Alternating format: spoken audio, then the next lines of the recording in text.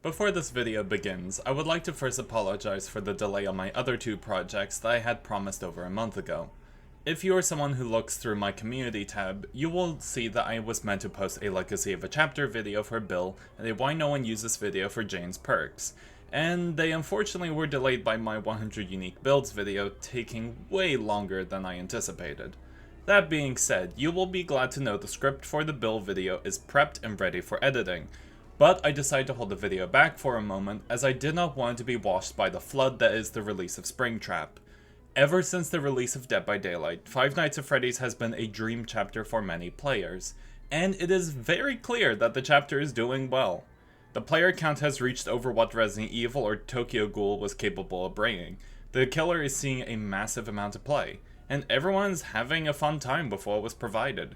It's overall a very exciting moment for Dead by Daylight, as we have also received a ton of quality of life improvements with the release of Springtrap, and considering he is the poster child at the moment, I wanted to talk about elements about him that I feel most are ignoring at the current time. Springtrap is a character that has a lot of details to discuss when it comes to his design, as there is a lot that he shares with the rest of the killer roster, and a lot that he innovates on. And as I thought about it, I wondered how his design will fare when it comes to later on. There has been many killers who had designs that at first we considered would be stable, but as they got older, they ended up having negative elements that took away from their enjoyment. A great example of this is with Wesker, as many considered him to be a powerful killer, but still being fun to face. As he got older, however, his ability to hypertunnel was discovered and exploited, resulting in his player base receiving a ton of negative remarks. Now, when it comes to Springtrap, I don't think he will receive as much flack, but I do wish to look over what he brings to the table, as I do wish to warn for any potential red flags for the future. I have done this type of video before with chapter reviews, like with Castlevania and End Transmission, and you will be glad to know that I have learned a lot from my previous errors and wish to improve it here.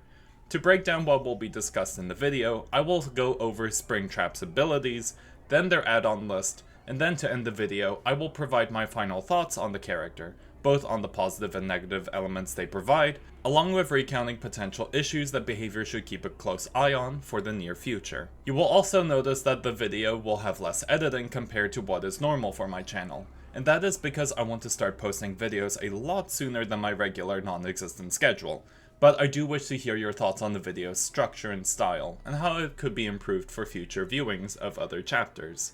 Now that we have finished setting up what will be covered, let's finally tackle Dead by Daylight's newest attraction, the Animatronic. Similar to many recent killers that behavior have released in the modern age, the animatronic's power, known as Fazbear's Fright, is split between two parts. I think it would be the best choice to cover what I believe to be the healthiest element of his kit, that of course being his fire axe. The animatronic is capable of spawning a fire axe into his hands and gaining the ability to toss it. If the fire axe hits a survivor, it will deal a damage state, and if it injures the survivor, the fire axe is embedded into their back, applying the broken and oblivious status effect as long as the fire axe is on them.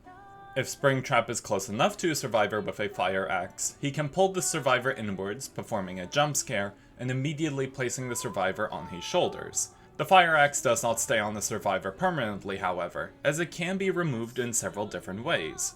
The survivor can remove the axe themselves while running, a teammate can remove the axe faster, but both of them need to be stationary, and the other means is by the animatronic recalling the axe. There is a lengthy cooldown period after Springtrap throws the fire axe, but after it ends, they have the ability to recall the axe into their hands. Immediately after the fire axe was shown off, comparisons to Huntress were drawn for very obvious reasons. They both throw axes. But I believe the comparison is a bit unfair. Huntress has access to 7 hatchets, and has the ability to reload her clip by opening a locker. Animatronic, however, only has 1 axe, and has a cooldown period to regaining it, similar to other ranged killers like Artist or Unknown. Additionally, the use of the 2 axes are very different between both killers, and that has to do with the weight of their respective powers. Huntress's hatchets are light, allowing them to travel extremely fast and at extremely far distances. This is the biggest reason why Huntress has the ability to hit survivors across the map, but along with this strength it comes with a cost. Huntress, although having one of the most useful ranged powers in the game, struggles when it comes to handling tall tiles, along with general map clutter.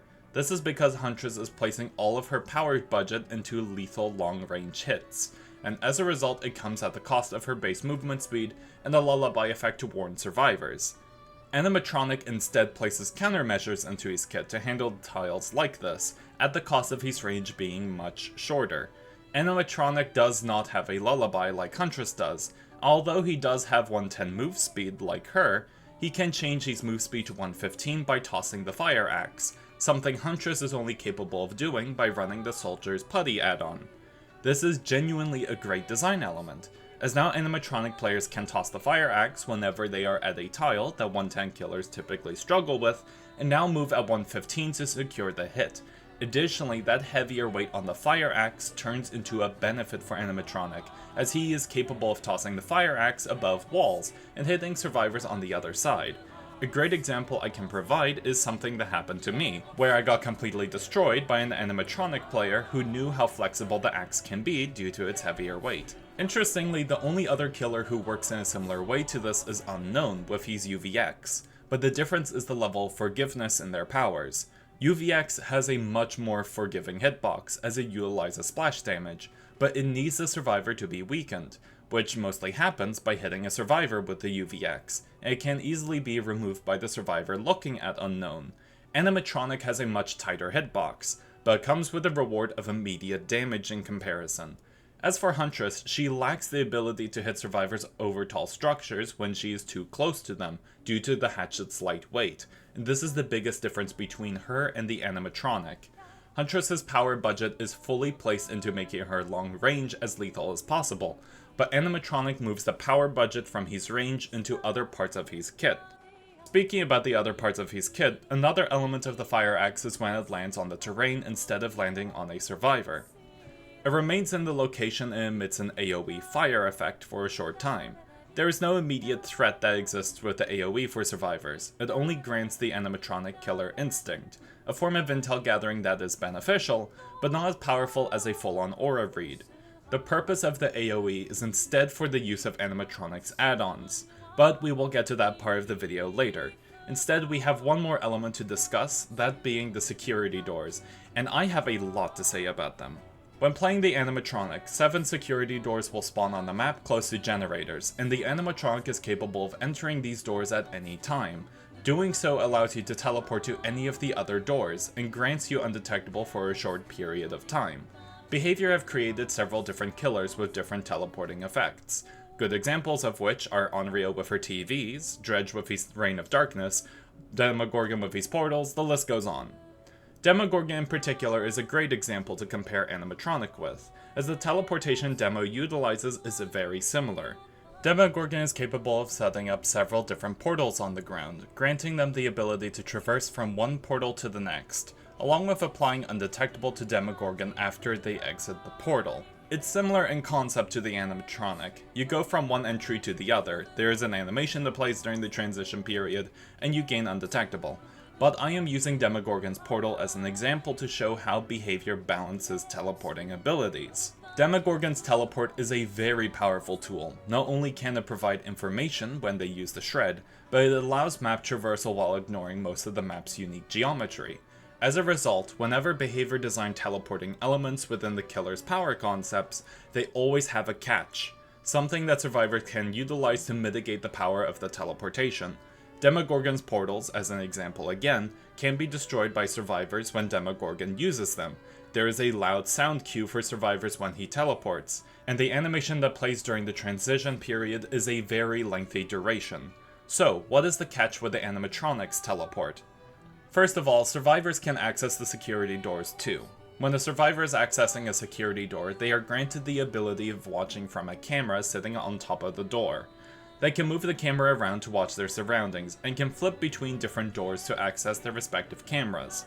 If a survivor were to spot the animatronic with a camera and hold the camera's vision on the general area of the animatronic, not requiring line of sight, they are revealed with a unique gray aura to all survivors. That being said, the animatronic gains knowledge when a survivor is watching them from a camera, with an audible glitch effect, and they can toss their fire axe onto the door to disable the camera. Most importantly, survivors have a limited battery life on the doors. If they were to use the doors for too long, the battery will deplete, and the survivors will cause the doors to reboot. This causes the doors to be inaccessible to all survivors until the system refreshes the battery life. One other effect the doors have is the ability for map traversal. That's right, just like the animatronic, survivors can utilize the teleportation elements of the doors too, but they are limited by the battery life, while animatronic is not. Additionally, survivors cannot just wander through the security doors with immunity, because if the animatronic is using a door at the same time, he will grab you and play a jump scare animation. So the question is raised, is the catch of the security doors enough to keep the power of animatronic's map traversal in check? And the answer is yes, to a degree. If survivors ignore the doors completely, then they will be at a massive disadvantage, as the doors are a great system to move from objective to objective while applying leverage on the animatronic through the aura read. That being said, there is plenty of tools available to the animatronic to completely shut down these forms of costs. Remember how I said you reveal the killer in a gray aura? That is because it works completely differently from other aura reads within the game. When the animatronic is revealed with the gray aura, you can see him even while he is undetectable, but at the same time the aura read can be manipulated through the blindness status effect. This is different from white auras, which are immune to being hidden by blindness, but different from red auras, which are hidden by undetectable. Additionally, if survivors were to try and watch the animatronic through the cameras, he can just as easily toss the fire axe onto the door and close the camera. But this is still value for your team, as they are forced to trade their minimal range to shut down the cost of the security door. Now, out of all the elements that I have discussed with Springtrap's power, I believe there is only one element that can truly cause a large amount of distaste for him, and that is the ability to spam teleports. Now, to be fair, Springtrap comes from Five Nights at Freddy's. It would be unheard of for him not to sneak around the map at breakneck speeds behind the curtains, but I still wish to raise concerns over how the security doors work. A great example I can provide is with this game here, where I go through the door after hooking the Nia and check on a generator. I see no one is there, I look at the door and go to the next gen. There's no one there, I look through the door again. I just saw Nia got unhooked, so I can now rush back and go for the tunnel out. The security doors have no limitations for the animatronic player. They can use the doors as many times as they like, and each time they pop out of the teleport, they can monitor an area, and if it is clear, they can jump right back and check someplace else. I am feeling an odd case of deja vu here. Regardless, no other teleport killer is like this, as they either have a cooldown period before they can go for a teleport, such as with Dredge, or their teleporting options has a cooldown period itself, like with Onryo. Players have already realized this, and are currently abusing the security doors to the fullest potential, specifically by using the undetectable and the new glitch trap cosmetic, as its footstep audio is more quiet, and they can now hold generators while being quiet at the same time. Okay, that deja vu is now really starting to hit me. Is anyone else finding that feeling odd? All jokes aside though, it is important to note that I don't think Animatronic deserves a nerf. The character only came out a few days ago, so we don't know how players will learn to face him or play as him, but I do wish to propose some changes in case the security door problems cannot be tackled by other survivors. One potential idea for behavior is to increase the time it takes for animatronic players who spam teleport with the ability, such as increasing the time to travel by 20% if you teleport within a 15-second window, increasing to a penalty of 80%. The numbers I provided are simply placeholder, but you get the idea. Punish animatronic players who keep jumping from generator to generator while avoiding harsh penalties for animatronic players who are being fair. Another idea that I prefer is that the security door that animatronic teleports to goes on a cooldown of 20 seconds, and as a result it cannot be used to enter, but the other doors remain functional, and that unfunctional door can still be teleported to. This promotes the animatronic player to move around the map by himself, but most importantly punishes the ability of the animatronic to 3-gen, as he can hold objectives down shockingly well. Now, as I said, I don't think behavior should nerf the teleport. It's still way too early to tell how the character will play out. I am simply proposing potential ideas in case the system does go sour, as I can easily see players abusing the teleport, especially with a specific add-on, which I will be covering very soon. Considering that I have talked in depth about the animatronic's power, I believe now would be the best time to transition to his add-ons, and interestingly enough, I think this is some of the most enjoyable and fair list of add-ons that any killer has received in a long time. Let's start with the Fire Axe add-ons first, as these are fairly simple early on, and then expand into interesting concepts as the rarity grows. All 4 of the brown add-ons are lovely as new player-friendly tools. They reduce the axe's punishments to feel nice to run, but they are not necessary to play the killer, which I believe most brown add-ons should strive to be. The green add-ons take it a step forward, instead boosting the effects of the Fire Axe to increase its lethality through external elements. This can be seen with the Ripped Curtain add-on, applying Hemorrhage and Mangled for a short time, and the Office Phone applying the Oblivious and Broken effects of the Fire Axe onto nearby teammates. I actually find the Office Phone can be incredibly cruel with an anti-healing build, as you can push a survivor towards their teammates who are healing, and now their healing is cancelled, as the injured survivor is now broken, a status effect that prevents healing. With Hemorrhage bleeding the bar too, even if the survivor with the Fire Axe goes out of range, the healing progress would have drained away. The Party Hat is the most interesting of the green add-ons, at least for me, as it is the first to look towards updating Animatronic's fire AoE on missed axes by increasing the size over time but reducing its duration. I really like the idea of the Party Hat, but I believe it will be one of the least utilized by players, as the rest of the add-ons unfortunately don't provide enough tools to utilize the value Party Hat brings. We have the blue add-ons next, these being the Purple Guy Drawing, Freddy's Hat, Foxy's Hook, and Chica's Bib. Going over the Hook and Bib first, these 2 specifically apply effects with the fire AoE effect, with Foxy's Hook granting everyone within the range haste for a short time, and Chica's Bib applying exhaustion to survivors within the range. These are great effects. Haste is one of the most powerful status effects in the game, as move speed manipulation changes the dynamic of looping tiles. That being said though, it's not just the animatronic who can gain the haste effects, the survivors can too, making the dynamic more captivating and risky. Just as easily as you can fetch haste for yourself, the survivors can run into the fire AoE to gain its effects too. I genuinely love Foxy's Hook. It's a great add-on in design, as the benefits it can provide can just as easily be thrown back into the killer's face if they are not careful. Chica's Bib on the other hand plays it much safer, only applying exhaustion to survivors within the fire AoE. It's a good effect, not as interesting as Foxy's Hook for its dynamic design, but it's simple and an understandable one. The Purple Guy Drawing and Freddy's Hat, unlike with the other 2, which focus on expanding the fire AoE, instead are geared towards empowering the axe itself. The Purple Guy Drawing reveals the survivor's aura after they remove the axe themselves, but also reveals their auras whenever they vault while embedded with the axe. The primary effect is one that we have seen on many other killer designs, but it's that secondary effect that makes this a genuinely great add-on choice. It is an extra threat for survivors, as now the animatronic can see where they are planning on moving towards when behind longer structures, making potential mind game tricks from survivors easier to spot. Freddy's Hat is another add-on that too goes with a creative approach to its design, as it increases the weight of the fire axe even further, making hits over more compact tiles easier.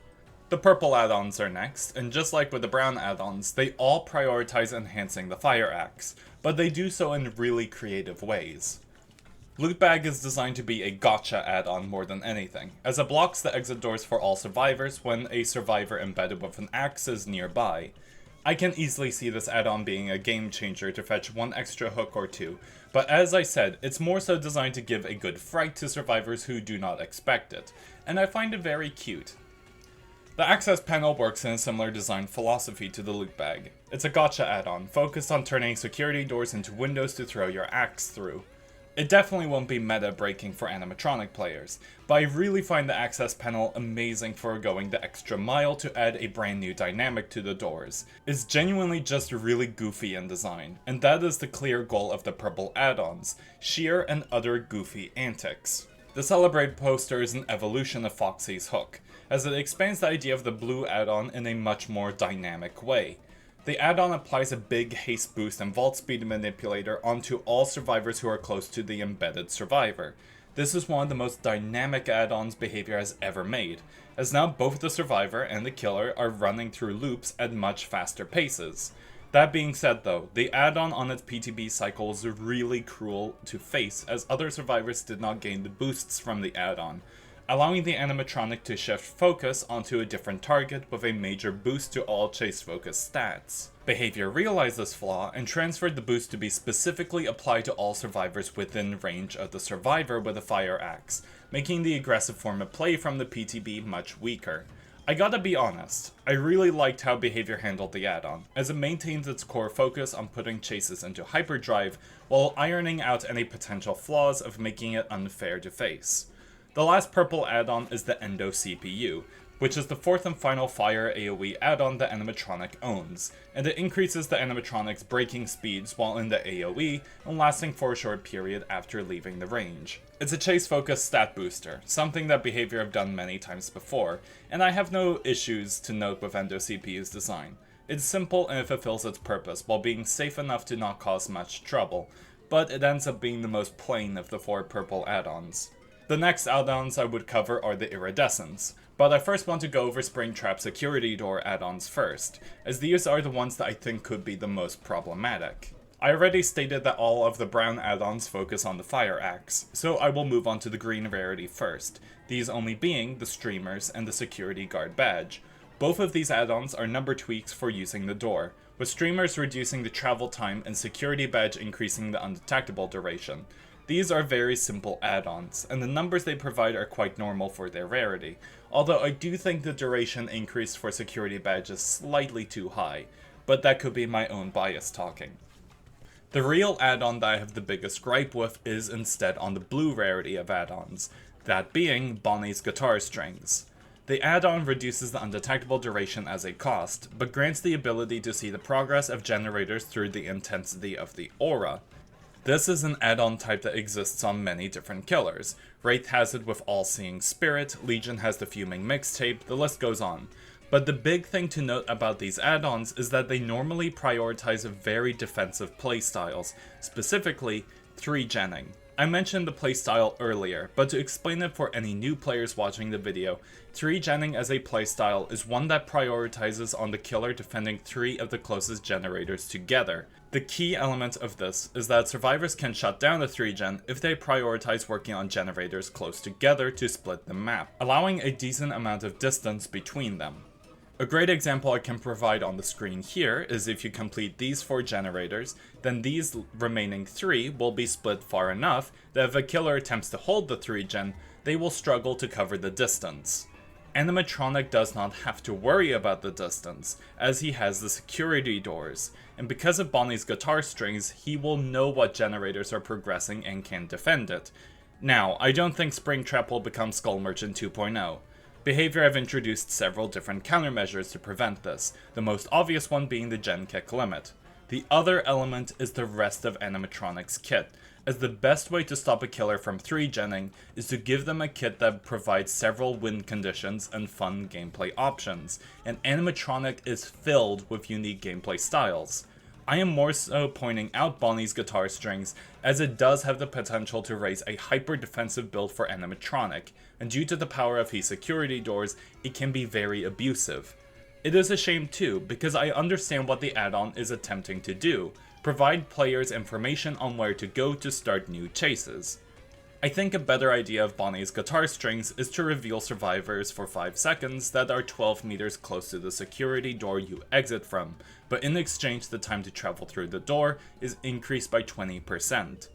The numbers are purely hypothetical here again, but the idea is to shift the add-on away from hyper-defensive gen strategies and towards rewarding smart decision-making from the animatronic player.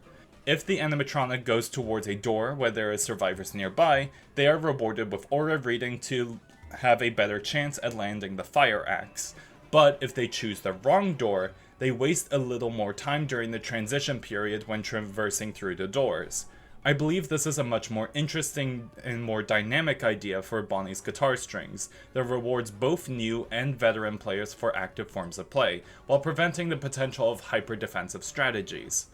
Now, moving away from Bonnie's Guitar Strings, we have the Iridescent add-ons to finish off Animatronic's add-on list, and unlike the Guitar Strings, I don't have as many problems with them. The fast coin causes the fire axe to carry 24-meter terror radius for a couple seconds, while making you undetectable. It's another cute gacha add-on similar to Loot Bag and Access Panel, but the element I really like about it is if you hit a survivor with the axe, they now carry your terror radius, similar to how Dark Devotion as a perk works. The second iridescent add-on is the Iridescent Remnant, causing all upright pallets within its range to be blocked by the entity for a short time. We have seen add-ons similar to this one before, such as Spirit Senko Hanabi, Dredge's Sacrificial Knife, Dracula's Lapis Lazuli, and these are very powerful add-ons, but they tend to be extremely situational. I think that Iridescent Remnant will be the same, but it still will be a very good add-on when it works.